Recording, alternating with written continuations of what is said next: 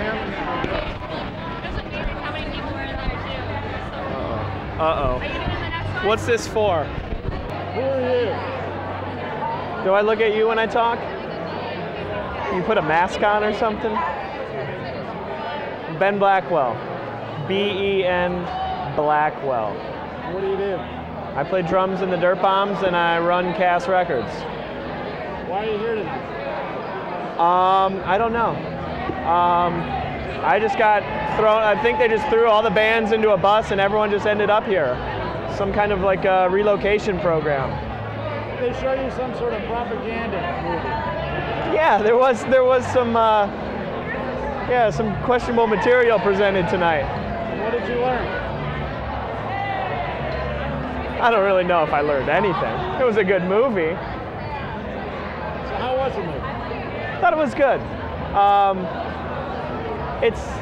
It's really just through one person's eyes or two people's eyes. So there's definitely different things I would have done, but that's kind of the beauty of seeing someone else do something. See it from a different perspective.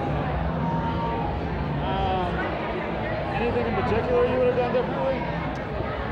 Oh, yeah. There's things I would have done differently.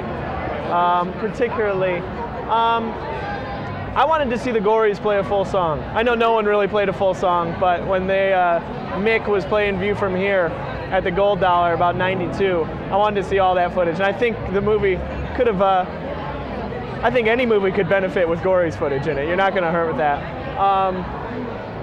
Jason Stolzheimer looked like a dick. It was, and I can also say that the people behind me, I had no idea who they were. As soon as the movie was over, I heard one person said to the other, like, man, that Stolzheimer guy, what the fuck is his problem? So at least it wasn't just me. I don't know, maybe everyone else in the audience thought he was brilliant and a genius, but whatever, you can't like everyone. What do you think, in your opinion, what was special about the time period this movie represents?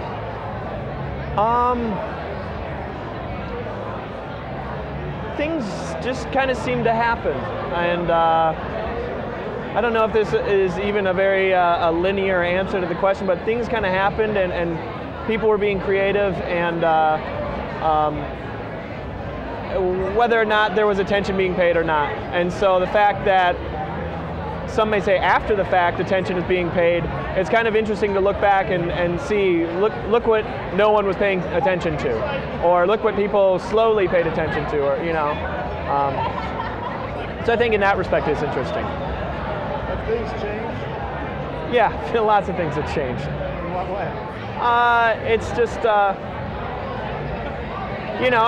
I could say I wish I had the running order of the movie and people with their quotes. And like Kevin Piak from the Waxwings said a great thing. He said, everyone who moved from here, no one, they always come back. And Kevin lives in London now. And Brendan Benson said something about Detroit being like, he's like, this, people say it's a grim place, but it's not so grim. Well, Brendan got his house broken into twice in a row and got mugged outside of a gas station. He lives in Nashville now. So, I mean, in any regard, there's a great opportunity for a follow-up, and what did happen? Where is everything now? I mean, I guess like any story, there's no logical or solid end point. The story, there's still so much that needs to be told and interpreted or relayed.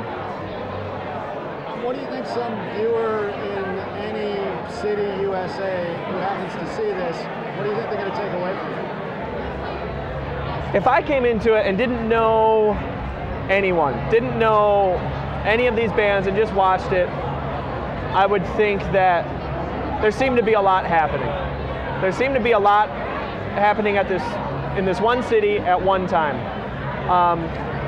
And I think it would definitely make me want to search out. If I didn't have any of these records, I'd search out a Gories record, or I'd want to go see the Detroit Cobras play and see what the fuss is about. And in that regard, the movie's great for everyone. It's great for all the bands involved. Any kind of a lesson learned from it at all, or any kind of, especially maybe for musicians? Lesson for musicians. There's so many lessons all musicians need to learn that any contained therein would just be a reiteration of just learning the ropes or whatever you want to call it. I feel like I'm like talking to my grandkids or something. Back in my day, I didn't have a beard in the movie. Look at me now. Yeah. But yeah, lesson. You can have fun, and if you do what you love and stay true to yourself, there's a possibility someone might care. But there's a very strong possibility no one will care. Maybe that's even the more important lesson. All right, and finally, what do you think about the city of Detroit right now? I've kind of been on this fence for a long time, or for not a long time, but for maybe the past year or two about Detroit, where I kind of feel that there's two possibilities. And the one possibility is that things really pick up. There's lots of new buildings and there's lots of businesses moving in, and people live downtown, and you can see people walking around, which 5 years ago, 2 years ago, just wasn't the case. And I think that's a possible avenue of what happens in the city. But I can also see just the complete opposite, and just the city just sinking worse and worse and getting worse, a worse government, more abandoned buildings, more corruption, more people just the bullshit and that the city's had for the past 40 years, and I keep waiting for like the high sign, like, okay, this is it, things are better, or this is it, things are worse. And I don't know if it'll ever be a clear thing. I kind of thought maybe the Tigers in the World Series would help, but maybe not.